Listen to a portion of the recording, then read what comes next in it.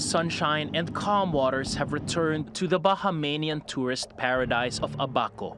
But after Hurricane Dorian's unprecedented devastation, there's little left for residents. This is the worst one we ever seen here in the Bahamas. That's the worst hurricane we ever seen. I honestly believe Abaco is finished. I think Abaco will not recover until the next 10 years. Like fully recover, because everything is gone. Absolutely everything is gone. The hurricane tore through the Bahamas this week, killing at least 30 people. That number's expected to climb much higher, with thousands still missing. It's also estimated to have cost $7 billion in damage to property and business activity. That excludes the cost of cars and infrastructure. On the worst-hit islands of Abaco and Grand Bahama, the storm destroyed more than half of all homes. The UN says as many as 76,000 people are now in need of urgent aid in those areas. We are in the midst of one of the greatest national crises in our country's history. The government will bring to bear every resource of state possible to help the people of Abaco and Grand Bahama or any other island nation that's necessary. Aid is starting to arrive from other countries and organizations like the Red Cross. But locals say no amount of help could bring back what Hurricane Dorian has swept away. Paolo Montecillo, TRT World. For more, let's go now to Courtney Kealy, who joins us from Washington.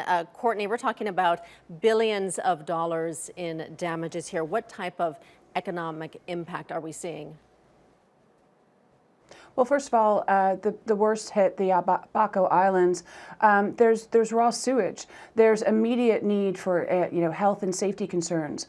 There's been looting in the supermarkets. Some of the roads are impassable. Some of the airports are closed. So the UN has pledged, or has actually already sent 10,000 bottles of water and ready-to-eat meals. The Royal Navy is responding, but first they're responding to the critical need because hospitals were hit and people are running out of clean drinking water. So there's the immediate critical need there, but what about the longer term economic impact? The tourism industry is huge for the Bahamas. We're talking about people who are canceling vacations, canceled flights. How do things look for the long term? Well, the immediate right now is not peak tourist season, but in 3 months it will be. And it's unlikely that anything will be rebuilt in time. Right now, they're dealing with an absolute apocalyptic landscape of twisted metal, and nearly 50% of homes have been destroyed. People are leaving the island. It looks like, some people are describing it like it looks like a war zone, like a bomb had gone off. So in terms of cleanup, recovery efforts, restoring just the satellite networks, restoring telephone lines, that's going to take weeks, if not months, just to actually get this island functioning so that people can be there in safety. And then you have at least one tourism season completely gone. So that's billions of dollars right there. And then other islands that have been hit 2 years ago, like St. John and Puerto Rico, they're still coming out of this. You have a worry that the government can't sustain this, that there'll be a rise in crime.